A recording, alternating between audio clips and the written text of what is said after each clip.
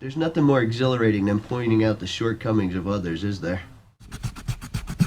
This video was made possible due to those who support me on Patreon. I'd like to give a big shout out to Dan Ray, Flake, Joseph Abrams, Kyle Kramer, Logan Cottingham, Mariah, and Stephen Dillon. Thank you all for your support.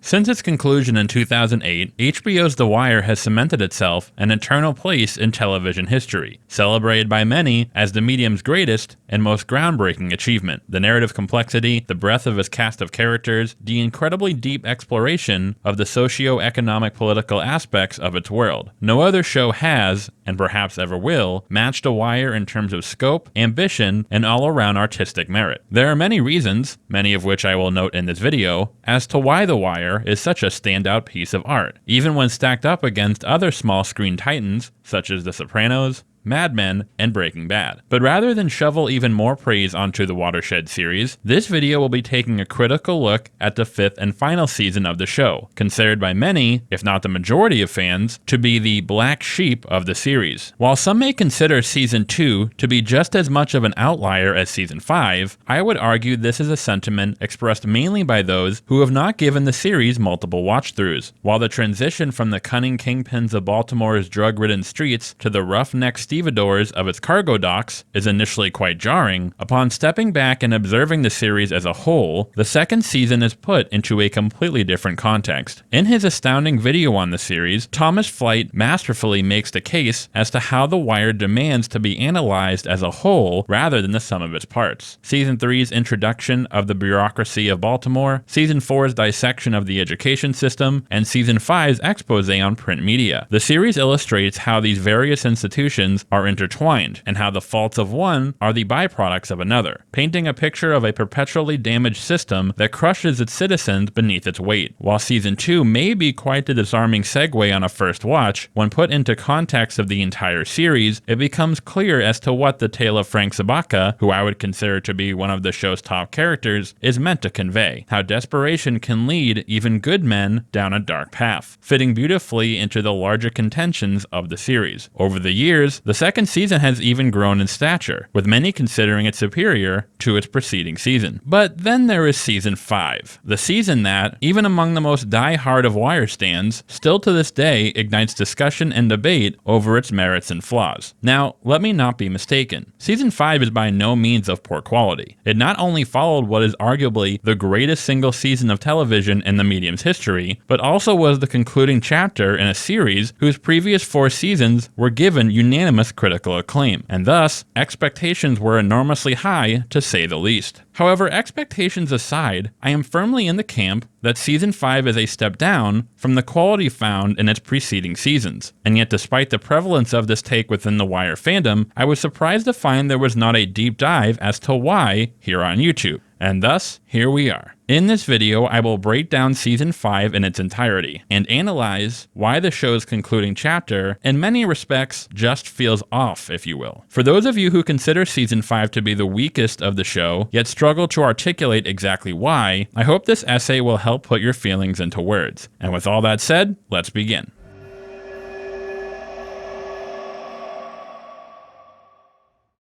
Before we dive in, I want to address one of the more prominent arguments made to explain Season 5's lesser quality: the reduced role of Ed Burns in the writing process. For those unfamiliar, Ed Burns served as a Baltimore police detective for 20 years, and was a key source of inspiration for a number of The Wire's most memorable story threads and characters. He also worked as a public school teacher in Baltimore following his retirement from the police force, which gifted him keen insight into the flaws of the education system as featured in Season 4. Some fans have asserted that the season's drop in quality was as a result of Burns' diminished involvement in the writing of Season 5, due to his work on the miniseries Generation Kill. However, I have some contentions. First off, the extent of Burns' involvement in the writing of Season 5 isn't all that clear. Yes, he received a fewer number of story and teleplay credits than he did for previous seasons, but he still received 4 story and 2 teleplay credits for the final season. Regardless, anyone who has even a smidge of experience in a writer's room can assure you that the weight of one's contribution cannot simply be measured by the number of credits one receives. But regardless, I consider this assertion to be quite disrespectful to the other writers. Burns was of course an invaluable member of the writing staff, but that should not diminish the contributions of his colleagues, especially considering that, as I will argue, the flaws present in Season 5 are primarily as a result of other factors, not necessarily a lack of quality writers. And thus, due to the lack of clarity as to how much Burns was involved in the writing process, and my personal feeling that this is inherently disrespectful to the other writers, it isn't an assertion I can sufficiently weigh nor care to entertain. Before we delve into the actual narrative elements of the season itself, let me set the stage by noting 2 encumbrances that Season 5 was forced to shoulder that I would say are the primary reasons for the dip in quality. The first being that Season 5 is the final season of the show, and thus it is tasked with giving a sense of closure to not just its own plot threads and arcs, but those of the entire series. While wrapping up any and all lingering plot threads in a satisfactory manner is a feat almost all shows struggle to pull off, we aren't just talking about any old show here. We're talking about The Wire, which is perhaps the single most dense show ever produced. So, what do I mean by dense? You ever finish a season of a show, or a limited series perhaps, and say to yourself, I really enjoyed that,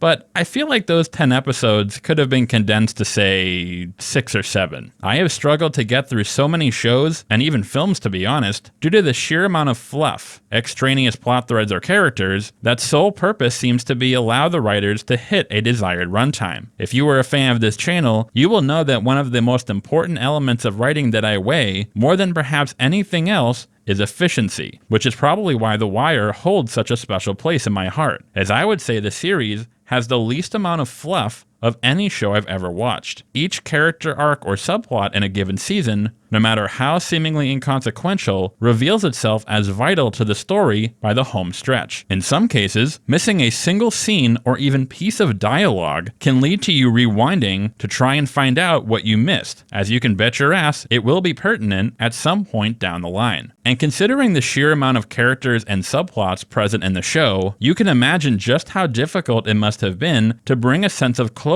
to the series as a whole. Season 5 not only had to develop its own season arc, which includes introducing an entirely new institution and set of characters, but also had to wrap up the stories of several characters whose fates were still left lingering. The most extensive example of this, I would say, is Bubble's redemption. Listen, I'm not going to throw any shade at Bubble's subplot in Season 5. Him taking a seat at that dinner table in the final montage is perhaps the most cathartic moment of the entire series. But with that said, Bubble's arc doesn't factor all that much into any of the season's main plot threads, at least not as much as it did in previous seasons. The same could be said about the season arcs of a number of other characters. Dookie's struggle with finding his place in the world and his eventual fall into heroin addiction, Kima reconnecting with Cheryl and Elijah, even the scenes showing Nikki Sabaka calling out Carcetti, Bunny Colvin watching Naaman compete in a debate competition, Hoot's decision to get out of the game, Randy's life in his group home, while all short, still add up. Let me be clear, the way these threads are wrapped up are great and gives a sense of closure, optimistic or depressing, to these characters who we've come to know over the last 4 seasons. But following up with the arcs of all of these characters was simply a lot for a single season to shoulder, whereas previous seasons had the ability to sort of sideline plot lines or characters in order to develop others, since they could always pick them back up down the road. Not only is simply wrapping up these arcs a feat in and of itself, but I can only imagine how difficult it must have been to meld them together in typical Wire fashion. Perhaps the most notable element of the show's writing was its ability to begin the season establishing so many disparate threads and weaving them together in unexpected and tragically ironic ways, all building to a climactic crescendo, where every seemingly innocuous piece falls into place. However, in Season 5, it seems they weren't able to do this as smoothly as in previous seasons. Subplots such as the Dookie Michael arc or the Clay Davis trial were primarily disconnected from the main story threads. Hell, even Omar's role was a lot less intertwined with the unfolding of events on the street than usual. All in all, it simply didn't feel as tight, if you will, as it did in previous seasons. Again, I don't think this is necessarily as a result of poor writing, but rather the sheer number of plots and threads they had to juggle. Now you may say, well, sure, season 5 had to wrap up the fates of so many characters, resolve so many lingering plot threads, but this is true for any show. In fact, a lot of shows compensate for this with an extended final season, such as The Sopranos, Mad Men, and Breaking Bad. And herein lies the second encumbrance the final season was faced with. The show's 4 previous seasons were all either 12 or 13 episodes long, whereas season 5 consisted of only 10. While many final seasons are given more time to wrap up the series, The Wire had significantly less, which only compounds how difficult it must have been to accomplish all that needed to be settled and resolved. Like with the Ed Burns situation, there is a lack of clarity as to what the reason for this was. Some say it was mandated by HBO due to low ratings. Others say David Simon himself stated he felt like he only needed 10 episodes to close out the series. The reason I put so much emphasis on these 2 points, the number of character arcs and plots the final season needed to wrap up, and the reduced number of episodes, is that as I discussed the main plot threads of the season, the common element that most of my criticisms share is a lack of properly paced development. While the detectives on CSI or Law & Order may close a case over the course of a single episode, The Wire sought to accurately portray the nature of an actual investigation, to show just how much time and patience it requires, a thematic discipline present in both its depiction of the police's investigations as well as the arcs of its characters. The development of both plot and character occurs in a slow, deliberate fashion. While this slow burn method may deter those unwilling to invest the time and patience, for those that do stick with it, it only makes the plot and character turns feel that much more earned and realistic. The final resolution that much more rewarding and satisfying. However, both the reduced length of the final season and its need to wrap up numerous dangling plot threads simply resulted in less time to do all that needed to be done, which in turn led to the show's trademark style being less prominent in the final season. Certain characters are just a tad underwritten or make semi-contrived decisions, certain plot points unfold just a bit too quickly and/or in a way that compromises the audience's suspension of disbelief. A long lead up, I know, but I feel it was important to establish all that before we continue. So now let's dive into the season's actual story threads. I'm going to break my dissection of the season into 4 main narrative sections: City Hall, Carcetti's tribulations leading up to his campaign for governor; the street, Marlowe's seizing of control over the New Day Co-op and his eventual downfall; the newsroom, Gus's attempt to stick true to his principles as he tries to expose Scott Templeton's falsified reporting at the Baltimore Sun; and of course the police station, McNulty's efforts to fund the investigation against Marlowe and his crew by creating the fictitious Red Ribbon serial killer. I actually put these in a very deliberate order, as I feel it is indicative of how much each main plot thread deviates from the show's trademark style and feel. With all that said, let's begin.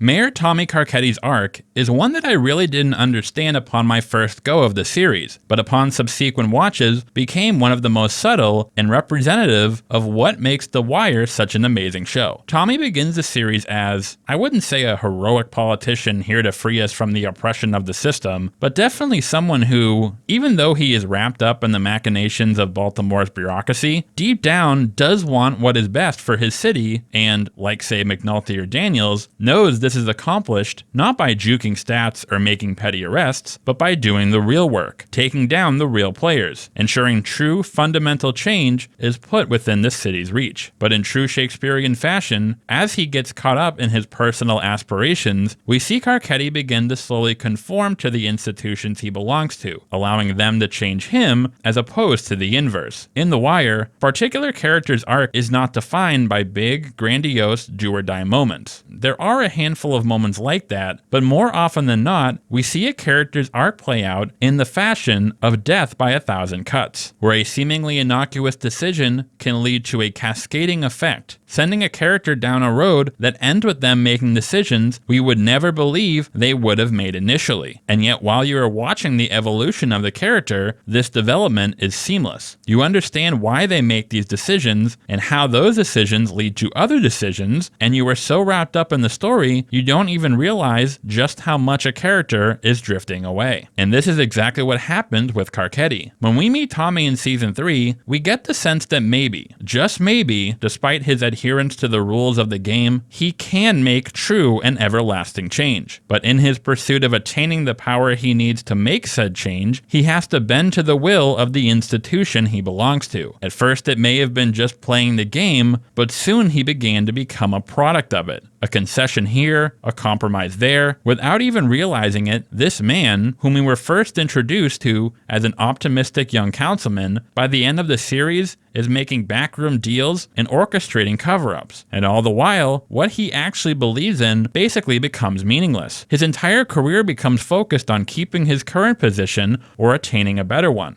But to what end? He accomplishes his goal of becoming governor by the end of the season, but now we must ask ourselves, will he hold true to his initial ideals for the citizens of Baltimore and Maryland? Or, like the other higher-ups we have come to know all too well, will he simply fight tooth and nail to maintain the status quo? The political storyline of Season 5, I would say, is the most well-constructed and paced of the 4 I listed, and thus there isn't all that much to critique here. But now let's move on to the street, and we will start to see how the constraints of the final season result in some of the plot lines paying the cost.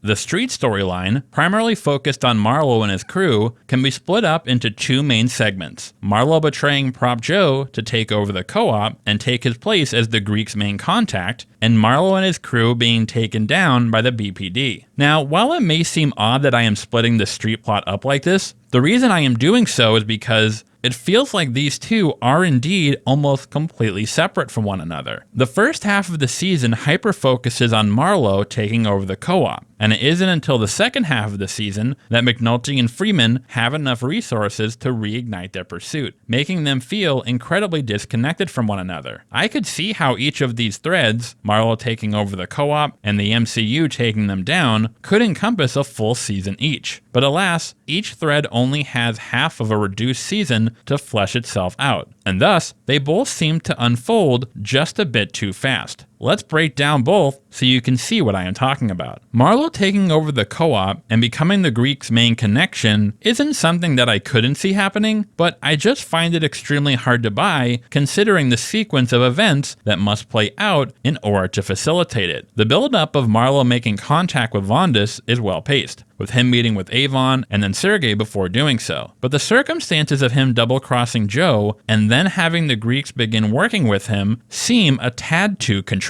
First off, the Greeks were initially adamant about not working with Marlowe, as they desire to work with people they know they can trust. So I found it a bit odd that Marlowe comes to them saying, hey, by the way, if anything happens to Joe, I can take his spot, and then he kills Joe, and then the Greeks just start working with Marlowe. I suppose the implication of the conversation between Vondas and the Greek was that they knew Marlowe was going to kill Joe, and there's nothing they could do about it, but given their relationship with Joe, and the fact that Marlowe is clearly not as disciplined, you would think that they would be twice as cautious considering the events of Season 2. Wouldn't it have been more pragmatic to inform Joe of Marlowe's impending betrayal? There are some smaller points sprinkled in that try to justify this, but that don't really work. At one point, Marlowe brings up the fact that Joe was robbed by Omar, which I guess was an attempt to make it seem like Joe was slipping, but why would the Greeks care if Joe got robbed? Joe buys wholesale. Wouldn't that just mean he would re-up sooner than expected? Maybe the insinuation was that this would eventually lead to Joe getting busted, and thus they too would get bagged, but this feels extremely thin. Also, there is the Greeks' line about how Marlowe will keep coming back, which may indicate they were worried that Marlowe may kill not only Joe, but them as well if they weren't game, which makes no sense since that would result in Marlowe completely losing access to his heroin supply, which, yeah, no. Come to think of it, what happens to Joe's cocaine connection in New York? Maybe the writers forgot about that? I don't know. It also sort of low-key nerfs the Greeks. Like, in Season 2, they were framed as a cunning force to be reckoned with. But with Marlowe, they just bow down immediately? It's all a bit too hard to swallow if you ask me. But aside from the Greeks just letting Marlowe take over the co-op, there is another major question to consider. Why wasn't Joe able to sense what was happening? Joe isn't exactly the most ruthless kingpin in Baltimore, but he proved himself to be the smartest, subtly manipulating the major players of Baltimore's drug game to meet his own ends. Yes, he was cordial with Marlowe, but more as a means of controlling him so as not to let his thirst for power bring the violence, which in turn brings the police. He knows when to play nice, but also when it's time to throw down the gauntlet. But it seems like in order to have Joe get double-crossed, they had to nerf his intelligence a bit.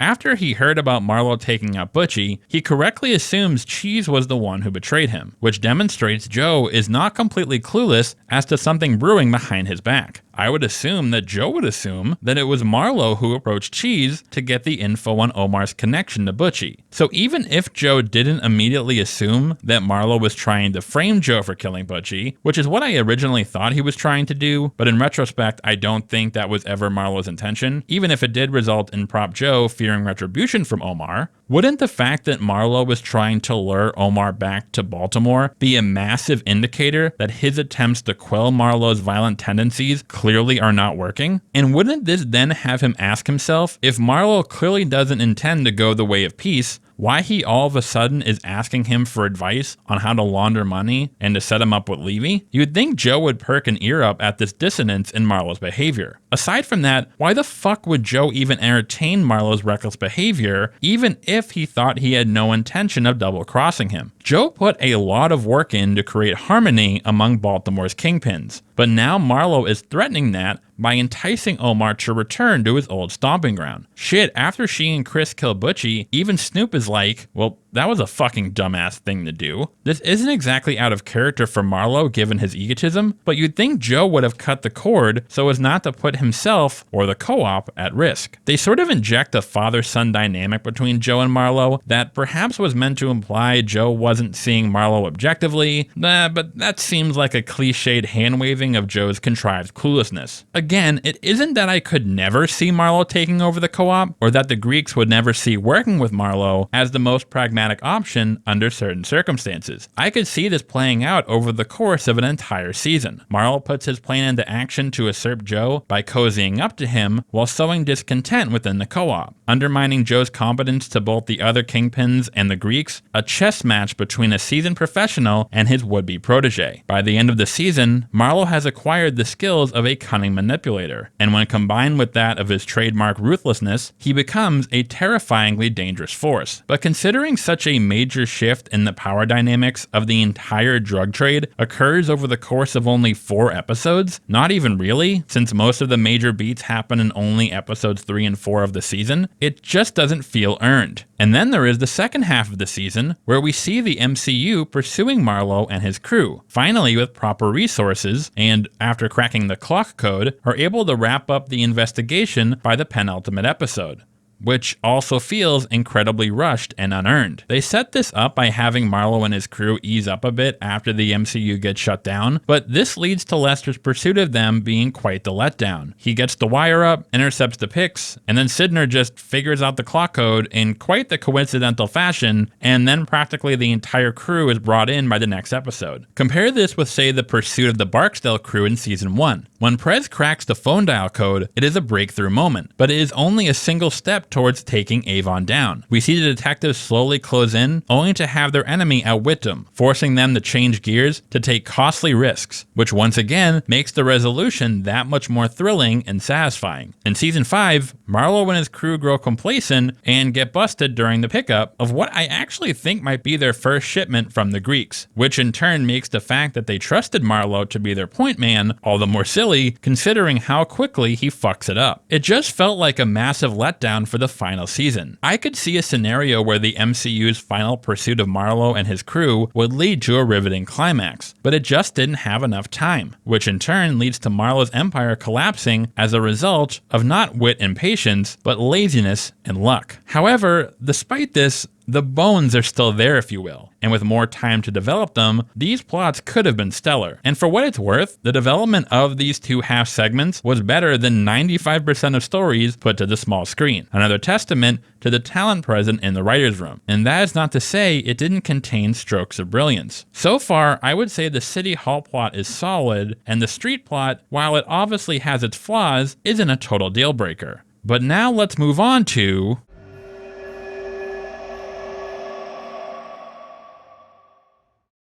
To begin on a less critical note, Gus Haynes is a welcome addition to the show's catalog of brilliantly layered characters, his characterization fitting in so well with the spirit of the show. An individual who believes in the ideals of the institution they belong to, bearing witness to said ideals being trampled on, and must decide between playing the game or risking everything by calling out the bullshit. I saw him as sort of the Cedric Daniels of the Newsroom, or in some ways a more disciplined McNulty, someone who desires to stay true to the principles of their profession, even as doing so results in them destroying their own career. So yeah, Gus is a fantastic character, but at the risk of being a bit harsh, that is really all the Newsroom has to offer. Alma is a decent enough character, but she doesn't really get enough screen time to make an impression. Likewise, the Newsroom bosses James and Thomas, who it seems had a promising career as an executive editor at the Baltimore Sun before changing his name and becoming a successful methamphetamine manufacturer / aspiring singer, aren't given much development beyond fitting the archetype of the stubborn higher-ups more concerned with stats than they are with integrity. But to be fair, keep in mind the Newsroom and its characters had to compete against an entire roster whom we have known for, in some cases, 4 full seasons. So it isn't surprising that they are not as notable or memorable as most of the other characters. But despite its flaws, through the character of Gus, the show's core concept of seeing those who belong to an institution be crushed by its ineptitude is demonstrated, which makes it sit comfortably within the show's thematic contentions.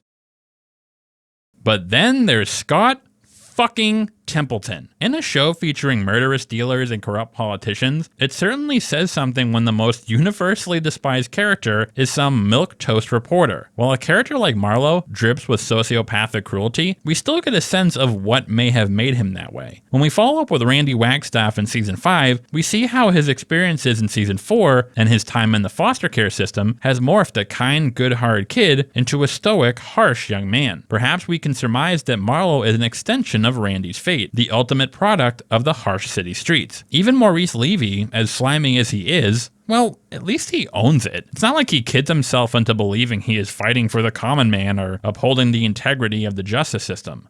But with Scott, fuck. His petulance and self-righteousness, he is an eye and ear sore every time his smug fucking face pops up on screen. Scott begins manufacturing stories towards the beginning of the season. Initially just small touch-ups here and there, but soon he graduates to manufacturing fucking insane claims, especially once he begins reporting on McNulty's fake serial killer. The main issue with Scott's characterization is the fact that his motivation for falsifying his stories simply isn't all that interesting. Earlier I mentioned how Gus could be seen as a parallel to McNulty, but on the other hand, it seemed like the show was setting up Scott as the Newsroom's McNulty, with both of them manufacturing their own truths to meet some ultimate end. While McNulty has no qualms about running his superiors up the wall and bending the rules when he has to, we got a sense that a side of him sees over the likes of Avon or Stringer or Marlowe walking the streets with impunity. Is his drive to lock these dudes up also a product of his blatant self-importance and vanity? Damn straight. But despite his various character flaws, what draws us to him as a character is the fact that somewhere in his gaping asshole of a personality, there is a man who actually stands for something, who feels deep guilt for when things go wrong, whose passion inspires those around him. If you can get past the smell of stale Jameson, love him or hate him, he is one hell of a fascinating character. Meanwhile, Scott's just a bitch. Like, his motives aren't all that complex. He's just sick of doing desk jockey work bullshit, and he wants to be top dog in the newsroom, which is a letdown because it wouldn't have been that hard to sprinkle in at least a smidge of more nuanced characterization. Maybe Scott was pissed at seeing his colleagues get laid off, so he decided to manufacture stories to raise the paper's profile so they could keep their jobs. A good man doing something bad for the sake of his fellow man, a la Frank Zabaka. Oh wait, he actually explicitly states he hopes the cutbacks will get rid of the dead wood in the newsroom. Nice. Maybe once he caught wind of the serial killer story, and after seeing it wasn't getting any coverage, he decided to sensationalize the story to get the brass to take notice and allocate resources to catch the sick fuck and save lives. Maybe have him initially falsify stories for noble reasons, but then he gets caught up in the attention he gets and starts to lose sight of what his initial goals are, a la Tommy Carcetti. But no, there's none of that. From day one, Scott just wants to bask in the spotlight. Even if we felt his motives were to some extent selfish, for fuck's sake, give us some way to sort of see his side. But instead, the show deliberately frames him as an aggressively potent piece of shit. His first fake story is that of, buckle up now, a 13-year-old orphan confined to a wheelchair after getting hit by a stray bullet who has to listen to a ball game from the street as he can't afford a ticket. Christ, Scott, you want some macaroni with that cheese? And then later on, he interviews a homeless veteran suffering from PTSD and relays his horrific experience of watching his comrade's hands get blown off during an IED attack. A gripping tale in and of itself, but then he adds a fabricated firefight to the story. I guess so he could one day adapt the piece into a Steven Seagal vehicle or something? But seriously, why would he do that? The story was gripping enough. Why needlessly soil this man's traumatic experience? And then to make matters worse, when the vet stops by to rip Scott a new asshole for lying, awesome scene, Scott gaslights the fuck out of him and implies he's off his meds. What kind of fucking piece of shit? The one saving grace was seeing Scott get fucking pwned by McNulty in the finale when he calls him out for the lying sack of shit he is. But then he went to Pulitzer. There is the moment where he feigns sickness, where he seems to feel remorse for his actions, but this is rather fleeting. Maybe if we had had even a single beat of Scott looking guilty after receiving the Pulitzer, that would have driven the point home, but I digress. Now, some may say that, well, Scott was clearly meant to just be a lying piece of shit, which admittedly, the show portrays him as in a shockingly on-point fashion, and to give him any further depth would undermine this. And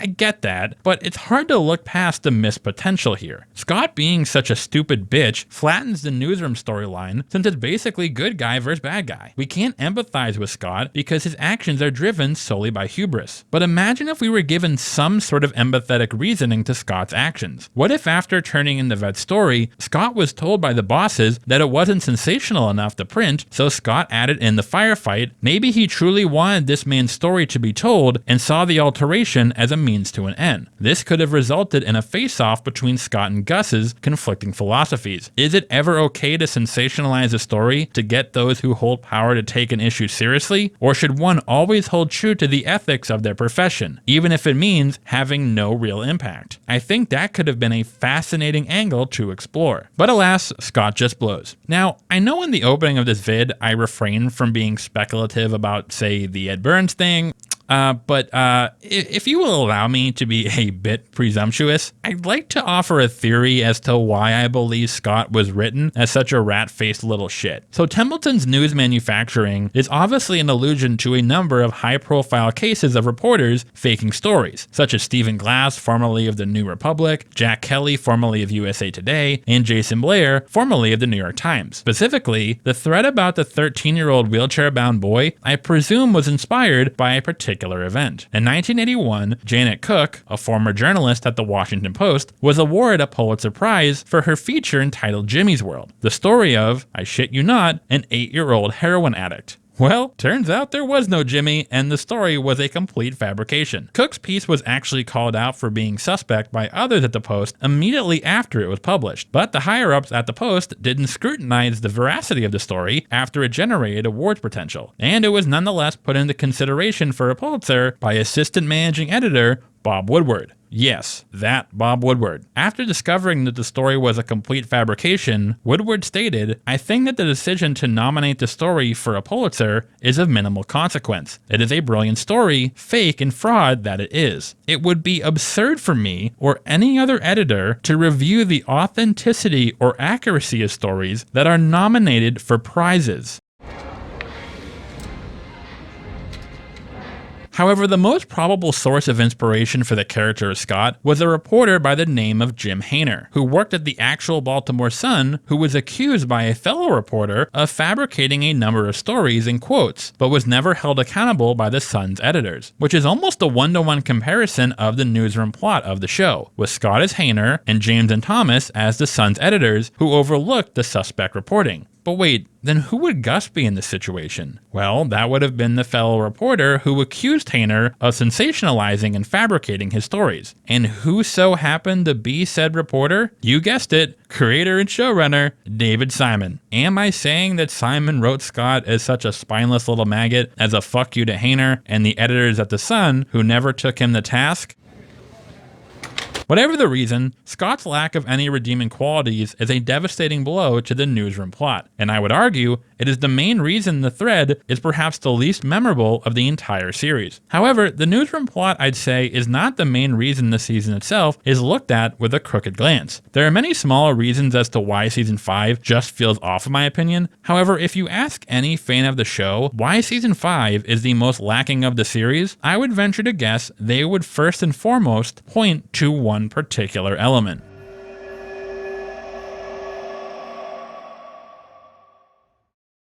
Setting aside everything we have discussed so far, it is McNulty's fabrication of the Red Ribbon Killer that is the most notable, say what now, element of the season, with many fans claiming it is simply too ludicrous and breaks the show's suspension of disbelief, evaporating the realism the show is most notable for. Now, we will discuss this realism in a bit, as there is quite a bit to unpack. But for now, let's just look at the actual unfolding of events. Season 5 picks up with McNulty back in the MCU. Though he had left the unit following Stringer's death in Season 3, it was Bodhi's death at the hands of Marlowe's crew, and his guilt as a result of him being indirectly responsible for it that brought him back. Unfortunately, this also results in him picking up his old habits, mainly pounding Jameson and every woman he sees on a nightly basis, which puts immense strain on his relationship with Beatty. After the BPD's budget is cut and rerouted to the city schools, the Marlowe investigation is shut down, and Jimmy begins to plunge deeper into his self-destructive habits. Dead set on bringing the Marlowe case to a close, McNulty puts into motion his plan to fabricate a serial killer who preys on the homeless to force the bureaucrats to allocate funds to the police department. So the first thing that strikes you about this entire plot is that it seems like McNulty sort of kind of comes up with it on the fly. Yes, there is the scene earlier when he finds out there's no way to tell whether or not neck bruises were made pre or post-mortem, which in retrospect was pretty contrived. Like, McNulty has been a cop for 14 years by this point and was assigned to homicide 8 years prior to the events of the season, so wouldn't he have known this? Not a big deal, just something that stuck out to me. But yeah, this is another instance of things just feeling a tad rushed, as it seems like Jimmy just pulled this entire multi-step scheme out of his hat. However, given the fact that Jimmy is clearly on a path of self-destruction, it is reasonable to assume he most certainly was pulling this shit out of his hat and was recklessly and drunkenly hoping for the best, regardless of the consequences. But then there is the question as to whether or not this is something Jimmy would ever do. Sure, he was always a scoundrel who didn't mind raising hell to jolt his superiors into action, but I think it should go without saying that there is a big-ass gap between cutting some corners and committing multiple felonies. Shit, even Bunk is like, bruh. It isn't that McNulty finally doing something so reckless that it puts his career in the toilet isn't in line with his character arc, it's is the extremity of his actions believable. Consider this is coming right off the back of season 4, where McNulty was able to clean up his act to a substantial degree. If we saw McNulty devolve more into his bad habits all throughout season 4, then maybe seeing him do something so extreme in season 5 would land a bit more sound. But as it stands, it is a bit jarring, with the audience very much in the camp of Bunk, where we can hardly believe he is doing what he is doing. However, while I do see how Jimmy's actions, extreme as they may be, are in line with his character, the biggest character misalignment for me was that of Lester Freeman. Like Jimmy, perhaps even more so, Lester is 100% certified, bona fide natural police. However, the contrast between Lester and Jimmy is demonstrated in Season 3, when Lester tells Jimmy he needs a life outside of work. Despite his competence, Lester is not defined by the job, nor does he expect it to save him, as he puts it, which makes the fact that he is super down for McNulty's plan right from the get-go a bit hard to reconcile. Like, Bunk calls him in specifically to knock some sense into Jimmy, but it backfires like a motherfucker. I do get what the writers were going with here. Even back in Season 4, Lester was frustrated by the city not giving two shits about 22 murdered individuals due to the zip codes they called home. I can definitely see how that could lead to him cutting some corners to bring Marlowe in. But to this extent, committing multiple felonies, tampering with corpses, and agreeing to it without a moment of hesitation, risking a multi-year prison sentence with the fine-ass Chardine at home? I don't know, my man. It seems even more unlikely considering how quickly the scheme comes undone. Levy was able to ascertain almost immediately that the bust was facilitated through illegal means. I could see Lester being a bit reckless, but not this much so. Maybe if more time was spent building up how frustrated Lester was, or if he was at least initially hesitant to go along with the plan, I could buy it. Maybe they could have even had Lester be clueless to the plan until later on, and then when he finds out about it, he is furious at first, but a combination of wanting to bring Marlowe in, and perhaps wanting to help his colleague avoid fucking up his entire life, make him keep it hush-hush. Not only does it seem quite out of character, but seeing as Lester was trying to help Jimmy gain some perspective about not letting the job consume him, the fact that he would go along with what is clearly an instance of self-destruction on Jimmy's part is also pretty questionable. As for how the rest of the plot unfolds, it's pretty solid, with McNulty's fabrication taking on a life of its own as Scott begins making up stories about the killer and Carcetti picks up on it in order to fuel his run for governor. It eventually results in these disparate threads colliding, the situation quickly becoming a clusterfuck. After the scheme is discovered by both the upper brass of the police department and City Hall, they find themselves in quite the bind. Carcetti knows he must deliver on his pledge to protect the homeless, or it could destroy his run for governor. The higher-ups know they can't allow McNulty and Freeman to walk, but if they do take action, not only could the truth be revealed, but it would destroy the case against Marlowe and his crew, and most likely cause a massive scandal, resulting in serious and severe repercussions. The Wire has always done a fantastic job of making you think it's going to go one way, giving you hope that maybe things will work out, only to rip the rug out from under you at the last second. Whether it was Frank Sabaka being on the verge of turning on the Greek and his entire gang, Bunny Colvin's attempt to show the city of Baltimore that there is a more effective way to fight the war on drugs, or the glimmering hope that maybe the young men of the Fayette Mafia crew will be given a chance at a better life, we see these hopes crushed beneath cruel and ironic twists of fate. We see our characters put in an impossible situation, one that will bring the hammer down on them and everything they have built, and wonder how they could possibly find their way out of this colossal shitstorm. And then it just sort of all goes away. Luckily for the higher-ups, a mentally ill homeless man that McNulty had encountered earlier in the season actually began killing homeless men, leaving ribbons on their wrists, allowing the higher-ups to charge him with his 2 actual killings and pin the blame for the 4 fake ones on him. In addition to that coincidence, Freeman discovers that Levy has a mole in the courthouse, which allows Perlman to blackmail him in the finale to prevent him from revealing the illegality of the case against Marlowe. As I said, The Wire is known for using clever twists of fate to keep the audience guessing. However, these twists almost always get our characters into trouble, whereas both the copycat killer and the mole in the courthouse end up getting our characters out of it. To have the finale open with the absolute clusterfuck of Carcetti finding out about the fake serial killer, there seeming to be no plausible way out, only for the whole debacle to be wrapped up within the first hour of the finale, it's kinda lame. Aside from how quickly it gets resolved, there don't even seem to be any massive consequences. Sure, Lester and McNulty are canned, but Lester seemed happy enough, and McNulty focusing on beating his personal life is probably the best thing that could have ever happened to him. Same with most of the characters involved in the scheme. I guess you could say this had some thematic value, as none of our main characters walk away with clean hands, but not seeing any of them pay any substantial cost professionally or personally seemed a bit like a cop-out. I understand it was the last season and they wanted to give the main players a nice send-off, but in doing so, they omitted the bitterly tragic tone present in previous seasons. villains, an element that made the show what it is and stand out from other shows of the like. To put it simply, it to some extent became like every other cop show where things get wrapped up in a nice, neat bow. So that was a breakdown of the 4 main plot threads of Season 5. So now on to our final section of this video that I alluded to earlier, which will be focused primarily on an element that I would argue, as would many, is what set The Wire apart of its contemporaries in shows released even to this day.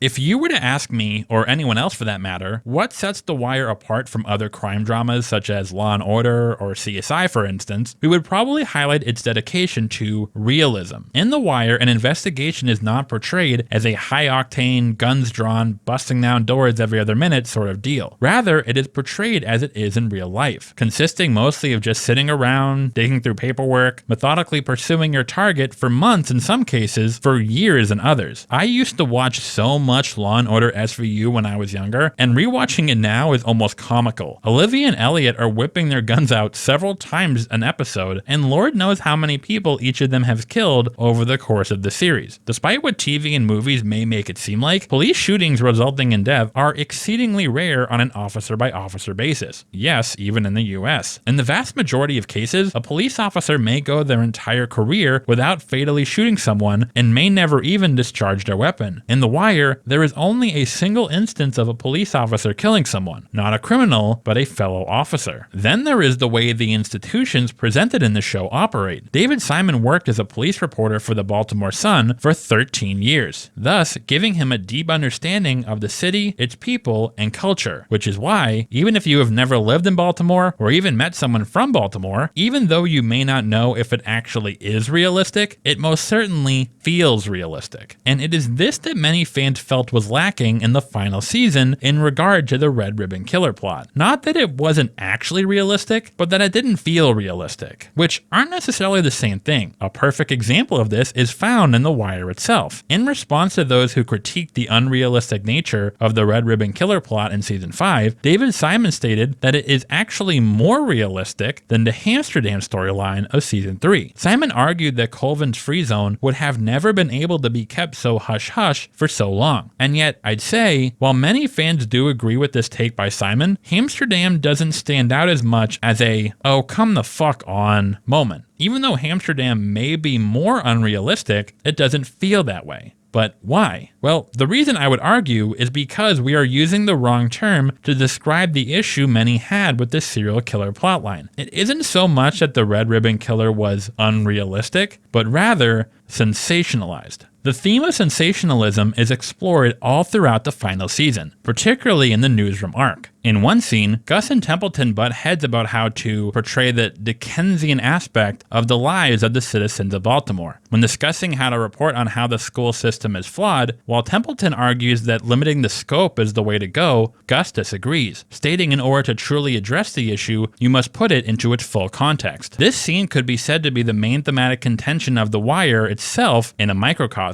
The show didn't just seek to portray dealers, downtrodden blue-collar workers, shifty politicians, and abandoned school children, but to contextualize how they ended up in these positions and why they end up going down certain inevitable paths. However, while one might personally agree with Gus about seeing the larger picture being crucial to understanding the struggles of a particular demographic, it is undeniable that the more impersonal the context, the more difficult it is to get people to take notice. And thus, communicating this context in an engaging way must also be part of the equation. If one were assigned with discussing, say, the crime problem in a particular part of the city, in order to give the full picture, as Gus states, you would need to offer a lot of context. Poverty, parenting, the school system, etc. If you really want to understand why this problem exists, you need to establish the root causes. However, this runs the risk of your reporting being rather dry, bogged down by statistics and bland prose. It is a lot to take in and understand, thus that much more difficult for the reader to relate and empathize with. However, instead of focusing on the larger institutional issues that lead to crime and poverty, what if you simply told the story of a single child, confined to a wheelchair as a result of gang violence? and too poor to afford a ticket to a baseball game. This story may not discuss the more systemic factors that resulted in this boy living in poverty or why his neighborhood is riddled with crime, but it is something that will tug on people's heartstrings and compel them to take notice. This is, in effect, what the entire Red Ribbon Killer plotline sought to deconstruct. McNulty realized that the only way for the brass to take notice is to give them something they can't ignore. A narrative, a sensation. This is taken even further later on when Lester tells them they need to add even more sensationalized elements to the killer's MO. Countless homeless people starving and freezing to death on the streets of Baltimore per year? No one blinks an eye. A sexually sadistic serial killer preying on said homeless? Front page news. This could be seen as Simon and the other writers purposefully taking a jab at the sensationalism present in other crime dramas that were dominating audience viewership during The Wire's run. For those who consider that to be just a bit too presumptuous, Hey, where you been at, Mike? You gotta see this. See, there's a serial killer, but he only be killing other serial killers. but what if we took this one step further? What if the Red Ribbon Killer plotline was not only meant to be a critique of the sensationalism found in other crime shows, as well as media in general, but as a sort of meta deconstruction of The Wire itself? Some may say this is a stretch, but I would argue it isn't as much so when you consider the idea of deliberately deconstructing the realism of the show itself is blatantly demonstrated via the final story arc of the show's most celebrated character.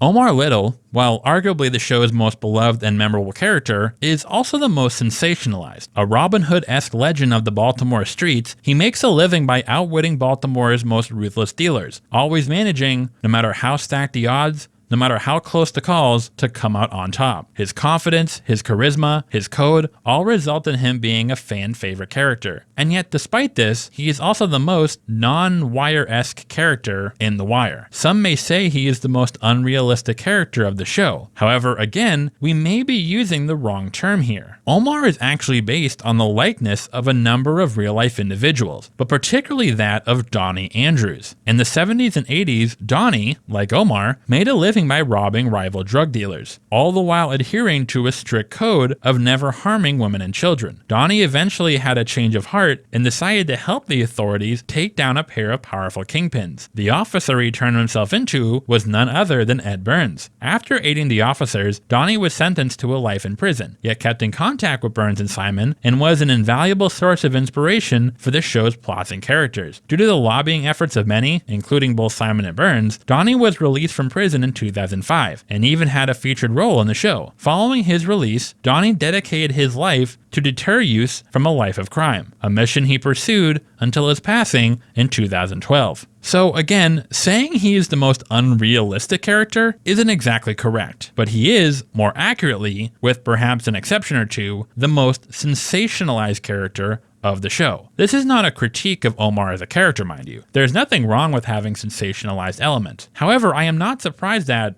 because of this, Omar is cited by a plurality of fans as one of, if not the best character of the show. However, despite Omar's sensationalized status, Season 5 goes to great lengths to deconstruct it. When Omar makes his return to Baltimore to avenge Butchie, I think I can speak for most when I say it was a hype as fuck moment. Seeing him reclaim his vest and shotgun and set back out on the hunt, Omar putting other characters in their place, whether it was Levy, Stringer, or Prop Joe, was always a delight to see. But the thirst we had to see him wipe the satisfaction off Marlo's face, nothing could ever top that, let me tell you. By this point, Omar has survived close calls, insurmountable odds. Like a heroic avenger, he sets out to strike down evil. But then came a moment that raised more than a few eyebrows. In episode 5, Omar and Donnie break into Monk's apartment, but realize they have fallen into a trap. Donnie is killed, and Omar, seeing it as his only escape, jumps out the window of a 4-story apartment and disappears. So let's talk about this as it is colloquially referred to as Spider-Man shit. Believe it or not, this is based on a real event. Donnie Andrews stated that he once jumped from a not 4th, but 6th-story balcony. The writers actually reduced the height of the jump out of fear no one would have believed it. But it's not so much that one wouldn't believe someone could survive a fall from that height. Shit, people have survived falls from fucking planes. This obviously isn't the norm, but has happened nonetheless. And yes, Omar does fuck up his leg, but if you rewatch the scene, you'll notice the show purposely draws attention to the unbelievability of the feat. Omar not only survives the fall, but is somehow able to make his escape within a matter of seconds without leaving any blood trail. This isn't just me being a nitpicky Nina. The show deliberately draws attention to the fact that this feat by Omar don't seem possible. Don't. So now we must ask, why? Seeing as the show is heralded for its lack of sensationalism, why would the writers draw attention to this dissonance? It could support what I spoke of earlier, how the show is purposely drawing attention to the sensationalized aspects of its world. Perhaps, but at this point Omar is still alive. Marlo and his crew are running scared. Omar's plot armor is fucking insane by this point. He is a fucking superhero. He is invincible. There is nothing that can stop him. Except... Let me get one of them too. In what is perhaps one of the most shocking deaths in television history, Omar, while buying cigarettes, is suddenly shot dead by Kennard. Not in some guns ablazing shootout, not in a heroic sacrifice, but by a split-second instance of letting his guard down. Many fans, even to this day, still have their gripes with Omar's fate. Even though his death inadvertently leads to the MCU taking down Marlo, to see such a larger-than-life character cut down in such an anticlimactic fashion was a bit hard to swallow. But, of course, that was the whole point, wasn't it? While one could argue the balcony jump was a sign that the writers were slipping by putting such an implausible feat into the show, when juxtaposed with the way Omar goes out, I would argue it takes on an entirely different yet deliberate context. This was in effect the writers building up the sensationalism surrounding Omar's character, purposely framing him as a larger-than-life force, only to have it come crashing down in the most blunt and brutal of manners. It was the writers perpetuating and then extinguishing the legend of Omar. He was never some invulnerable, larger-than-life force. He was always simply a man, just as fallible as anyone else. This is driven home at the end of the episode when the coroner mixes up Omar's toe tag with some random old white dudes. In the end, Omar is just another body in the morgue. And yet despite this, Omar's legend outlives him. We see how rumors of his death have been greatly exaggerated, with some stating he died in a shootout with the police, others claiming he met his end gunning down 8 or 9 New York gangsters with an AK-47. We see his legend sensationalized even after his death. And with this as the prime example, in addition to the direct references to the theme of sensationalism in both the Red Ribbon Killer and Newsroom storylines, I am at least somewhat confident in asserting that perhaps this was the writer's intention with the final season. While The Wire gives a more nuanced and detailed picture of crime, poverty, and politics than perhaps any other television drama in history, at the end of the day, it still is a television drama. It still is inherently sensationalized. How could a 60-hour series possibly fully encapsulate such an intricate web of systemic and institutional dysfunction? And the answer is, it can't. But the writers know this. Even the audience knows it on some level. We know the complexity of plot and character on screen pales in comparison to the scope of the inner workings of an entire city. But the story is told to us in a way in which we can see the bigger picture by assembling a series of smaller snapshots, if you will, of these characters and the institutions they belong to. So what if the breaking of the suspension of disbelief via the Red Ribbon Killer plot, the discussion of sensationalism in the newsroom, and Omar's return and demise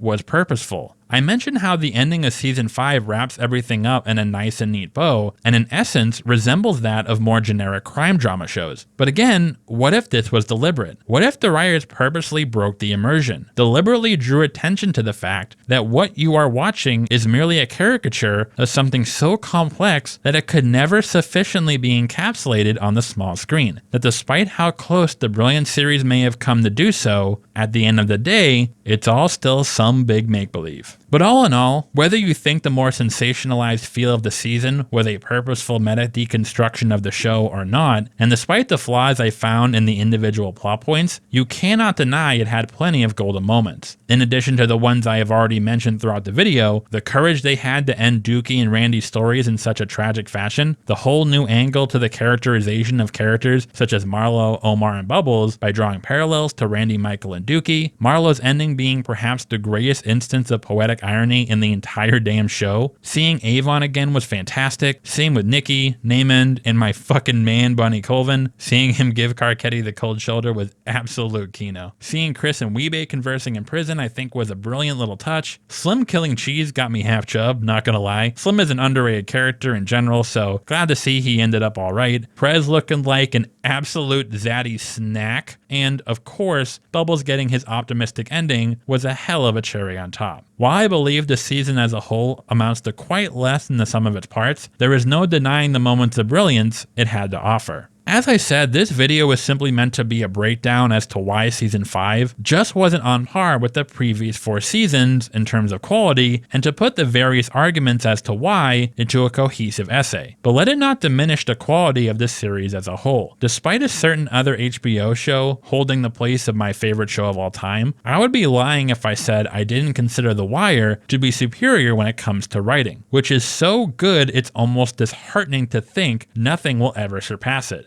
At its worst, it was still pretty good. At its best, it was nothing short of a miracle. All in all, it is a monumental work of art that will and deserves to be heralded as the medium's greatest achievement.